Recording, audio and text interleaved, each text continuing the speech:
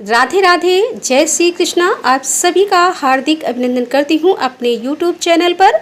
भगवान श्री कृष्ण और श्रीमती राधा रानी की कृपा सदैव आप पर और आपके समस्त परिवार पर बनी रहे। तो दोस्तों, आइए सुनते हैं आज का अध्याय। संक मुनि की कही हुई यह बात सुनकर व्यास ने पुनः पूछा कि हे ब्राह्मण, ये प्राण जब इतना महान, प्रभावशाली और इस संपूर्ण जगत का गुरु एवं ईश्वर है, तब लोक में इसकी महिमा क्यों नहीं प्रसिद्ध हुई। संख ने कहा, बहुत समय पहले की बात है कि प्राण अश्वमेध यज्ञों द्वारा अनामय भगवान नारायण का यजन करने के लिए गंगा के तट पर प्रसन्नता पूर्वक गया। अनेकों मुनिगणों के साथ उसने फलों के द्वारा पृथ्वी पर शोधन किया। उस समय वहां समाधि में स्थित हुई महात्मा कण्व बाम्बी की मिट्टी में छुपे हुए बैठे थे। हल जोतते पर बामी गिर जाने से वे बाहर निकल आए और क्रोध पूर्वक देखकर सामने खड़े हुए महाप्रभु प्राण को श्राप देते हुए बोले कि हे देवेश्वर, आज से लेकर आपकी महिमा तीनों लोकों में, विशेषता भूलोक में प्रसिद्ध नहीं होगी। हाँ, आपके अवतार तीनों लोकों में विख्यात होंगे। व्यास तभी से संसार में महाप्रभु प्राण की महिमा प्रसिद्ध नहीं हुई और भूलोक में तो उनकी ख्याति विशेष रूप से नहीं है। व्यास ने पूछा कि हे महामते, भगवान विष्णु के रचे हुए करोड़ों एवं सहस्त्रों सनातन जीव नाना मार्ग पर चलने और भिन्न भिन्न कर्म करने वाले क्यों दिखाई देते हैं? इन सब का एक सा स्वभाव क्यों नहीं है? यह सब विस्तार पूर्वक बतलाइए। संक ने कहा कि रजोगुण, तमोगुण और सत्वगुण के भेद से तीन प्रकार के जीव समुदाय होते हैं। उनमें से राजस्व स्वभाव वाले जीव राजस कर्म, तमोगुणी जीव तामस कर्म तथा सात्विक स्वभाव वाले जीव सात्विक कर्म करते हैं। कभी कभी संसार में इनके गुणों में विषमता भी होती है। उसी से वे ऊंच और नीच कर्म करते हुए तदनुसार फल के भागी होते हैं। कभी सुख, कभी दुख और कभी दोनों को ही यह मनुष्य गुणों की विषमता से प्राप्त करते हैं। प्रकृति में स्थित होने पर जीव इन तीनों गुणों से बनते हैं। गुण और कर्मों के अनुसार उनके कर्मों का भिन्न भिन्न फल होता है। यह जीव फिर से गुणों के अनुसार ही प्रकृति को प्राप्त होते हैं। प्रकृति में स्थित हुए प्राकृतिक प्राणी गुण और कर्म से व्याप्त होकर प्राकृतिक गति को प्राप्त होते हैं। तमोगुणी जीव तामसी वृत्ति से ही जीवन निर्वाह करते हैं और सदा महान दुख में डूबे रहते हैं। उनमें दया नहीं होती, वे बड़े क्रूर होते हैं और लोक में सदा द्वेष से ही उनका जीवन यापन होता है। राक्षस और पिशाच आदि तमोगुणी जीव हैं जो तामसी गति को प्राप्त होते हैं।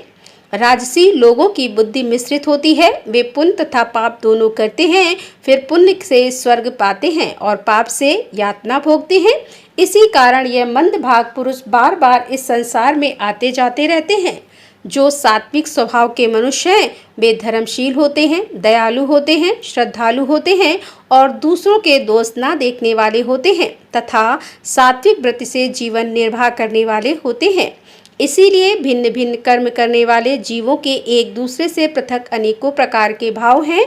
उनके गुण और कर्म के अनुसार महाप्रभु विष्णु अपने स्वरूप की प्राप्ति कराने के लिए उनसे कर्मों का अनुष्ठान करवाते हैं और भगवान विष्णु पूर्ण काम है। उनमें विषमता और निर्दयता आदि दोष नहीं है। वे समभाव से ही सृष्टि पालन और संहार करते हैं। सब जीव अपने गुण से ही कर्म फल के भागी होते हैं। जैसे माली बगीचे में लगे हुए सब वृक्षों को समान रूप से सींचता है और एक ही कुआं के जल से सभी वृक्ष पलते हैं, तथापि वे पृथक पृथक स्वभाव को प्राप्त होते हैं। बगीचा लगाने वाले में किसी प्रकार की विषमता और निर्दयता का दोष नहीं होता।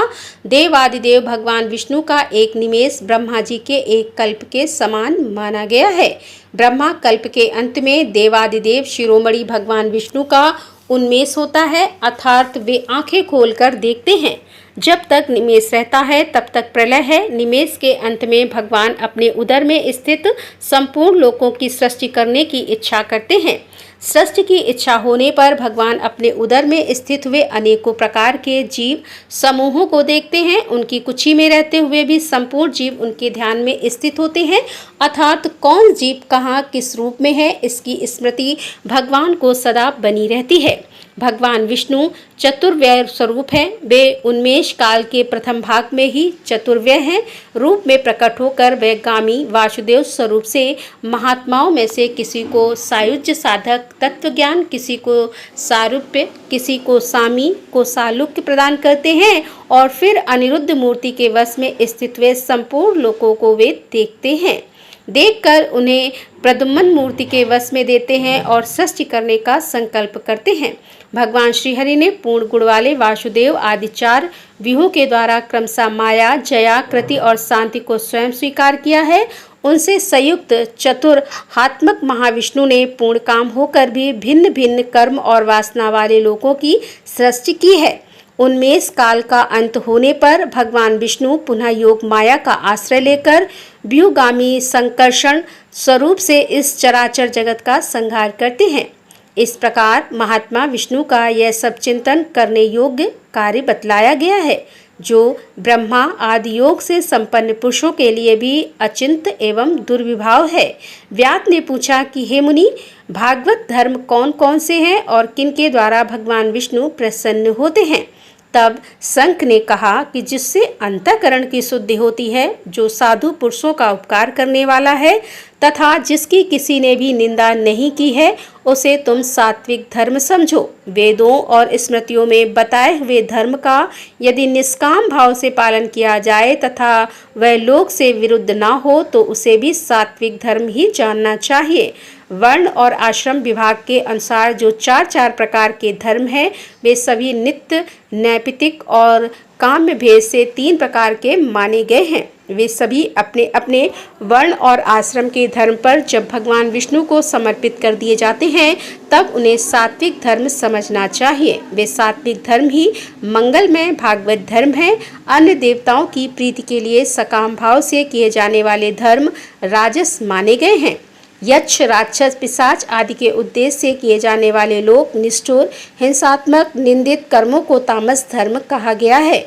जो सत्वगुण में स्थित होकर भगवान विष्णु को प्रसन्न करने वाले शुभ कारक सात्विक धर्मों का सदा निष्काम भाव से अनुष्ठान करते हैं, वे भागवत अर्थात विष्णु भक्त माने गए हैं। जिनका चित्त सदा भगवान विष्णु में ही लगा रहता है, जिनके जीवा पर भगवान का नाम है और जिनके हृदय में भगवान के चरण विराजमान हैं, वे भागवत कहे गए हैं। जो सदाचार परायण, सबका उपकार करने वाले और सदैव ममता से रहित हैं, वे भागवत माने गए हैं। जिनका चित्त सदा भगवान विष्णु में ही लगा रहता है, जिनके जिह्वा पर भगवान का नाम है और जिनके हृदय में भगवान के चरण विराजमान हैं, वे भागवत कहे गए हैं। जो सदाचार परायण, सबका उपकार करने वाले और सदैव ममता से रहित हैं, वे भागवत माने गए हैं। जिनका शास्त्र में, गुरु में और सत्कर्मों में विश्वास है, जो सदा भगवान विष्णु के भजन में लगे रहते हैं, उन्हें भागवत कहा गया है। उन भगवत भक्त महात्माओं को जो धर्म नित्य मान्य हैं, जो भगवान विष्णु को प्रिय हैं तथा वेदों और स्मृतियों में जिनका प्रतिपादन किया गया है, वे ही सनातन धर्म माने गए हैं। जिनका चित्त विषयों में आसक्त है, उनका सब देशों में घूमना, सब कर्मों को देखना और सब धर्मों को सुनना कुछ भी लाभकारक नहीं है। साधु पुरुषों का मन सदा साधु महात्माओं के दर्शन से पिघल जाता है। निष्काम पुरुषों द्वारा श्रद्धा पूर्वक जिसका सेवन किया जाता है तथा जो भगवान विष्णु को सदा ही प्रिय है, वह भागवत धर्म माना गया है। भगवान विष्णु ने क्षीर सागर में सबके हित की कामना से भगवती लक्ष्मी जी को दही से निकाले हुए मक्खन की भांति सब शास्त्रों से सारभूत वैशाख धर्म का उपदेश दिया। जो दम्भ रहित होकर वैशाख मास के व्रत का अनुष्ठान करता है, वह सब पापों से रहित होकर सूर्यमंडल को भेद कर भगवान विष्णु के योगी दुर्लभ परम धाम में जाता है। इस प्रकार दूसरे संघ के द्वारा भगवान विष्णु के प्रिय वैशाख मास के धर्मों का वर्णन होते समय वह 5 शाखाओं वाला वटवृक्ष तुरंत ही भूमि पर गिर पड़ा। उसके खोखले में ही एक विकराल अजगर रहता था। वह भी पाप योनि में शरीर को त्याग कर तत्काल दिव्य स्वरूप होकर मस्तक झुकाए संघ के सामने हाथ जोड़कर खड़ा हो गया। राधे राधे, जय श्री कृष्णा। आज की कथा का यहीं पर समापन करती हूँ। इसके आगे का वृतांत आप कल की कथा में सुनेंगे। तो मिलते हैं अगले अध्याय के साथ। तब तक के लिए राधे राधे, जय श्री कृष्णा, हर हर